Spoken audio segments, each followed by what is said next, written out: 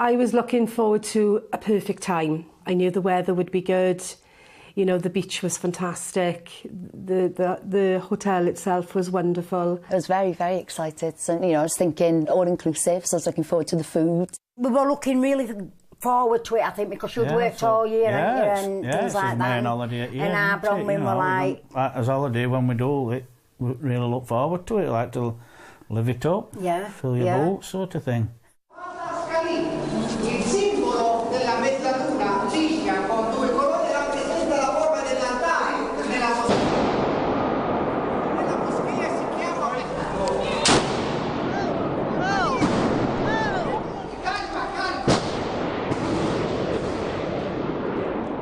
I was still a bit wary because of the Bardo attacks, as anyone else would be.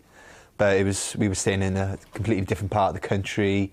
You know, as we thought, a bit safer, more for tourists. I thought that was just miles away. I thought, well, we're going to be protected, otherwise government it's a no-go to travel. I was aware, like everybody else, of the prior attack. In my opinion, had there been a threat to travel, then we wouldn't have been travelling. Because something has already happened there, you would naturally think that it would be safe. But when I discussed it with Ben, Ben was against the idea of going to Tunisia, but I managed to persuade him that it would be okay. It was a beautiful day and I wanted to go to the beach. So my husband had already been down to put some towels for us to sunbathe, and I didn't want to sit there. So I remember saying, I can't sit here, I feel vulnerable. And that's not something I would generally say. I don't know why I said it, but I knew I had to move. Because it was my birthday, Ben had planned for me to go paragliding, so he booked for me to do that. But we got down to the beach quite early, so it was about 10:30 we got to the beach. So we went on Friday morning, we went down, didn't we? Yeah. Then our Bronwyn, she wanted to go into the sea, so we went into the sea. I went into the sea, didn't I? Yeah. Everyone was in a high mood. Yeah, very friendly. Yeah, a lot. Well, mostly English people, really. It was just happiness and just a really lovely situation. The gentleman on the beach moved us back a few rows. Right, on the back row. Onto the back row. Unfortunately, the first people to be shot were there. I was just reading my book. You'd gone for a little dip in the water, and that's when, well, I thought of fireworks at, 12 o'clock in the afternoon, and suddenly popping off. Hey, can you hear that? Can you hear that gunfire? And I just thought maybe it was, I don't know, someone selling something on the beach. So I instantly sort of sat up and started looking. Whoa. That was an explosion, that. That was like a grenade. Once you realise what is happening, you hear them bangs and fireworks going off. That's the first thing I thought straight away, didn't we? And then, like I say, you come up then and said... The shooting, Richard, the shooting. I said, are you sure? And then as I'm telling you, the shooting.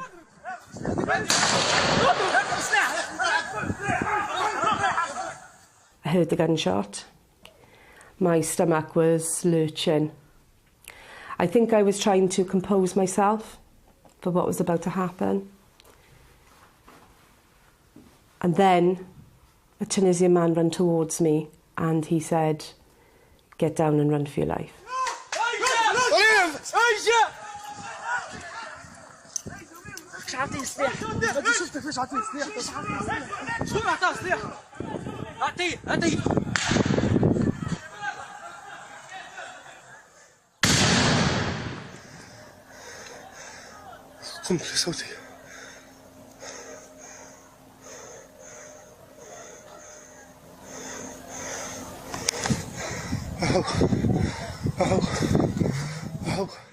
معليش خويا ليش الناس كانت قاعدة سياح لا ارجمها حرام عليك ارجمها معليش يا ولد.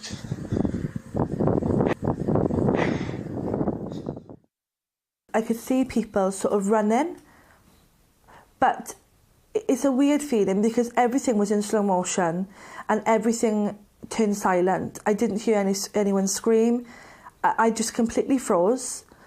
And my brother said to me, "I'm sure that was a gun." I looked to the side of me, and that was when I could see the whole beach stampeding towards me. So I then turned and ran towards Ben. All I could see was just a wave of people in sunbeds. And I obviously Shelley was down by the water, so I had to spot Shelley. And I had the engagement ring in the bag as well, so I had to make sure I got that bag with me, grab Shelley, and there was a lane that went straight from our little beach area to the hotel gates. Next thing he told us to run up into this street. We went to first shop. I think his shutters were down. He'd already put them shutters down, and it says so we couldn't go in there. And then we run up to end shop. There were quite a few, and as there were, I would say 15 to 20 people in that shop. Yeah, but I couldn't remember that many. There were two cupboards. There were like a motorbiking, and then you think, bloody hell, if he comes in here, if he comes in this shop, he's got all those. Thing like it is we're gone. Everyone just started running. I lost my husband. I don't know what happened, and my dad had earphones in, and I just remember screaming, "Run! We need to run!" and grabbing your hand. We were running towards our hotel, and the gates were, ajar, ready to be closed. And I think they were just trying to get as many people in as they could. And luckily our hotel was closed off in time. And people were just screaming, and then I started hearing the grenades going off, which was actually the wall at the side of us. And we come to a crossroad, and I honestly thought that's where we're going to get ambushed. I really thought there's going to be people creating a distraction one end, and there was going to be other people ready to kill us the other end. I really thought I was going to die.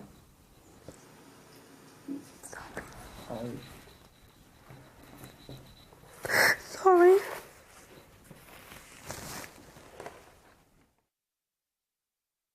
When I got my bearings and looked around, I could see my husband was struggling, and he told me to go ahead with the children. As a mum, as a parent, that's what you have to do. And we were all in a narrow area, and we were all on boiling hot concrete. My son was terrified. I had stopped. I could see the blood on the floor from my feet, and then I can hear more gunfire and grenades. I honestly thought at that point that we were all going to die, and we made the choice to stay together.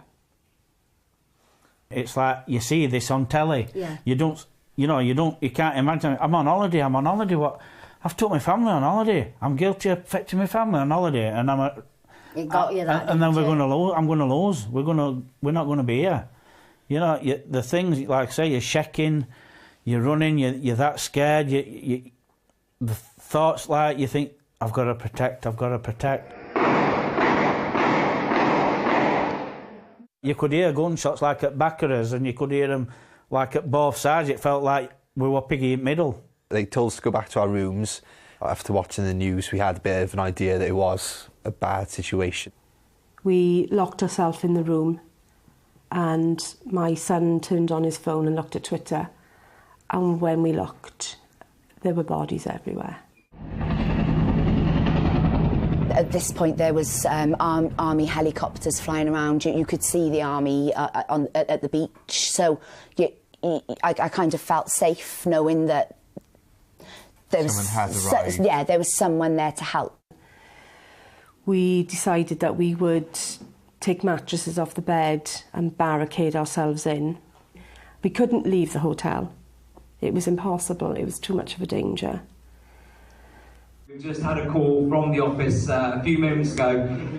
We are going to be putting on flights for you this evening, going back to the UK. Okay, please do settle down with noise because I need everyone to hear this, and I don't want to have to repeat myself. No, I'll take questions at the end. Sir, excuse me, sir, please. Just wanted to get home then. And even when you're on the coach, it was pitch black and you're going through the desert, and that was just not nice. Going to the what's out there, just I felt petrified even just sitting on the plane, but I knew I was going home. I knew I was going home to my family.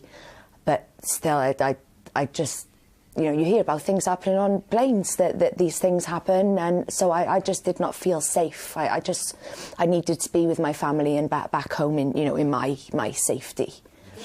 Oh yeah, I was scared. The minute we landed, I felt I could breathe. I felt that I had held my breath for 24 hours.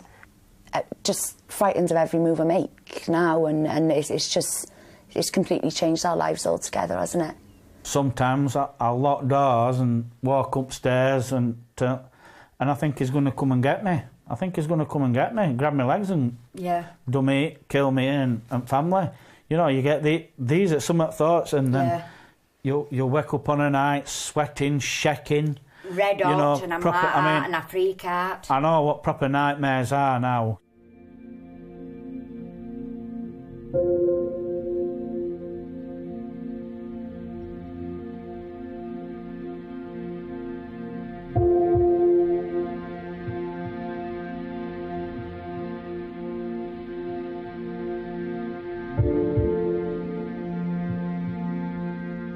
سايب الكلام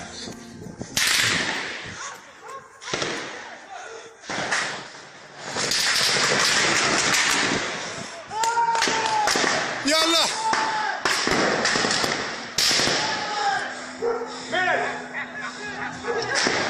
شوف فيلم شوف فيلم ما ماتت